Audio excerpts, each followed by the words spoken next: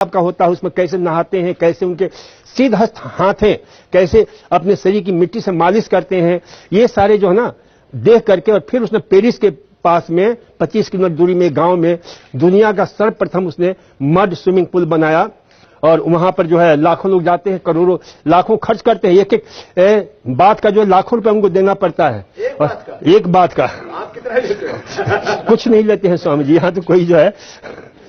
तो ये जो है मिट्टी, अच्छा, आंख में मिट्टी ना चली गई तो ये आंख बंद करके स्वामी जी फिर उसको जो आंख तो बचाना, और नहीं तो फिर जो पानी डालते हैं, पानी से हम छींटे मारते हैं, आंख की मिट्टी निकल जाती है, उसमें कोई ऐसी दिक्कत नहीं है। तो ये मड पुल की जो है स्वामी जी, ये हमने उससे प्रेरणा लेकर के, हालांकि अपने हिंदुस्तान की परंपरा की संस्कृति की ये जो है विशेष देन है ये विज्ञान। हम गांव में थे डॉक्टर साहब जी, तो जैसे कोई खोरा खोरा हो गया शरीर में, तो माता जी जो गायों के नीचे की मिट्टी थी ना, जी जी, उसमें ऐसे ही जल लपेट दिया करती है कि अब इसको धूप में डाल दो थोड़ी देर, वो 1-2 दिन में खोरा खारा ठीक हो जाता था। बिल्कुल। अच्छा, सौंदर्य की दृष्टि स्वामी जी, जिनके जो है मुंह में जो है एक्ने हो जाता है, एक्ने बलगरिश होता है, पिंपल्स हो जाते हैं, तो उनको हम मुल्तानी मिट्टी या इसी मिट्टी में ये क्या नाम, सिर में लगाना, हाथ में मत लगाना भैया,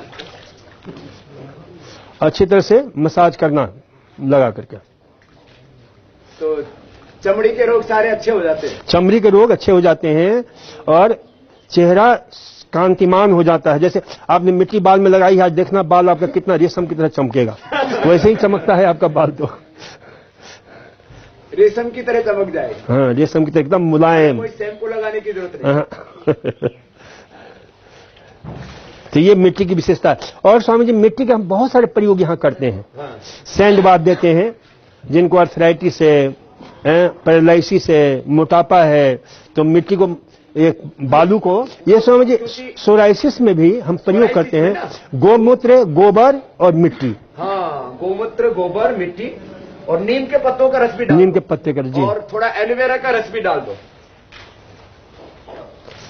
जो है लिखा ना, मिट्टी से चर्म रोग, एक्जिमा और रक्तहीनता, एक इससे खून कैसे बढ़ेगा डॉक्टर साहब? खून, ये कूलिंग इफेक्ट होता है ना स्वामी जी, तो इससे जो है ना सबसे बड़ी बात है, जो ब्लड सेल्स के जो स्टेम सेल्स होते हैं ना, वो बड़े शानदार ढंग से इसमें विकसित होते हैं। और साथ ही साथ जो है डोरमेंट स्टेज में जो आरबीसी रहता है, तो ठंडा के प्रभाव से वो सक्रिय हो जाता है। तो इस प्रकार से हीमोग्लोबिन बहुत ही शानदार ढंग से बढ़ता है। ये मोटापा ऐसे कम होता है स्वामी, जैसे जो है ना ये मिट्टी हम लगा रहे हैं, तो इसमें जो है इसका कूलिंग जो इफेक्ट हो रहा है, ठंडक जो प्रभाव होता है, तो आउटर सरफेस के जो ब्लड वेसल्स होते हैं वो सिकुड़ते हैं, और खून का दौरा अंदर की तरफ होता है।